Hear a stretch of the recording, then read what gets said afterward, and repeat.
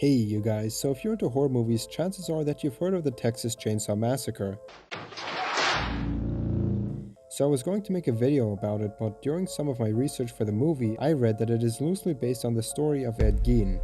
Now just like with most other movies that claim to be based on real life events and then proceed to tell a mostly fictional story, I thought that the shocking true story behind this movie was going to be that some dude owned a chainsaw once. But as I read just a little deeper into the story, I can honestly say that I've rarely ever read such a bizarre and crazy story, and my guess is that you'll feel the same way. So let's get into the real story that inspired the Texas Chainsaw movies.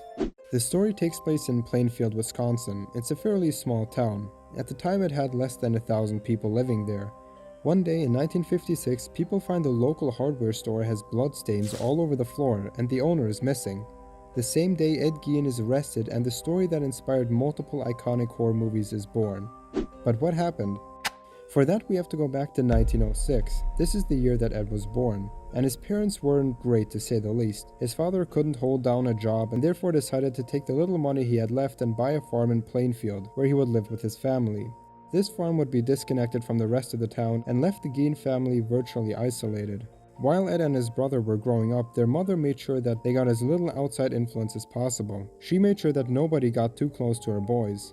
But eventually Ed got to the age where he had to attend school. There was little to nothing she could do against this as it was required by law. So she forced Ed to come home the minute school was over.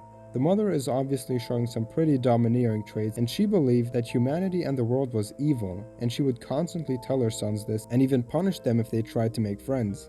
But who the mother truly couldn't stand were other women. She told her sons that all women are nothing but a bad influence that is controlled by the devil. All except herself, of course. So with no friends, no girls, and little to no time outside the farm, the brothers spent their time at home working and doing menial chores.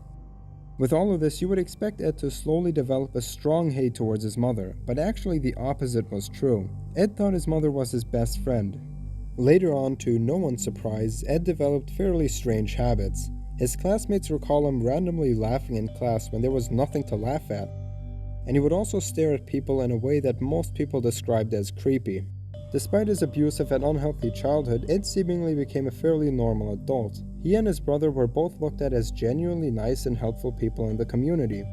Ed would even babysit other people's children, and he seemed to really enjoy it. As adults, he and his brother would still live in Plainfield on the farm, and also do some work there.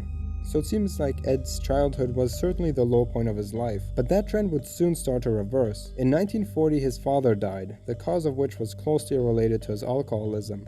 Later on, in 1944, while Ed and his brother were working on the farm, a small and initially controlled fire got completely out of control, burning away a good chunk of their land. The fire department eventually arrived and slowly got things under control.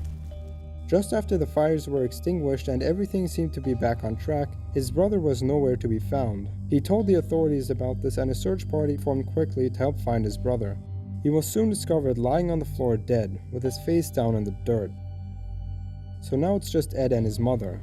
Since he was very close to his mother, he still did enjoy this time, as he regarded his mother as his best friend. And during this time they spent more time together as Ed would actively take care of her. Unfortunately, this was only short-lived, as she also died just a year later, shortly after she had her second stroke. So after the fourth tragedy in just 5 years, Ed's family is dead and he is alone.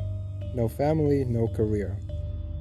He continued to live on the farm, and it's at this point that it becomes noticeable just how eerily close Ed and his mother were. He started to board up all the rooms that she had used the most and made sure that they were in a perfect and untouched condition. With a big farm all to his own, he slowly started to slip further into a deeply unstable state, and during this time he started to become obsessed with ever-increasingly violent stories. So here we are, the winter of 1956. A local store owner is missing, but of course people don't take it too seriously at first. I mean, a grown-up not being seen for 24 hours, that could mean a million different things. But things didn't seem so innocent once people found numerous bloodstains on the floor of the store. The son of the owner noticed that the last person to enter the store the night before was Ed Gein, and the last receipt written was for a bottle of antifreeze, the same exact thing that Ed wanted to buy. So the police find and arrest Ed and head to the farmhouse to investigate this a little more and potentially find the evidence. They arrived at the farm and made their way into the shed. This is where the cops found the store owner decapitated. She had hung upside down with her wrists tied up. They found out that she had been shot, and after her death, the body was completely mutilated, similar to the way that you would gut livestock. After this, the police slowly made their way into the house. It's here where they found a ton of human bones, a basket made out of human hair, skulls with the top sewn off, bowls made from skulls, and clothing made from skin. In the description I've linked you to a website if you want to see the entire list, giving you over 10 more items that were found. But the worst thing they discovered, in my opinion, was an ominous looking paper bag. An officer reached into it, and what he found inside was a woman's face that was cut off and had been turned into a mask.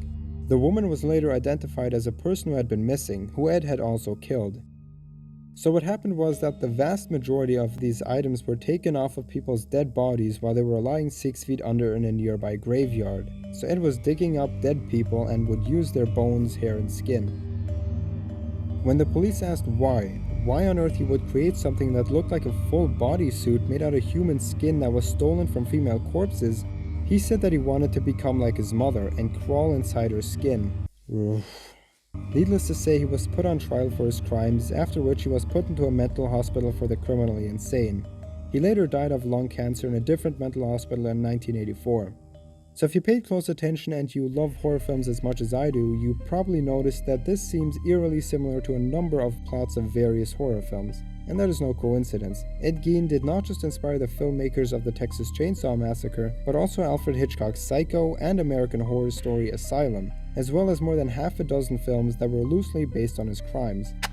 So that's it for the story. Let me know what you thought of it. Anyways, I hope you enjoyed it, and I hope that I get to see you guys in the next video. Thanks for watching.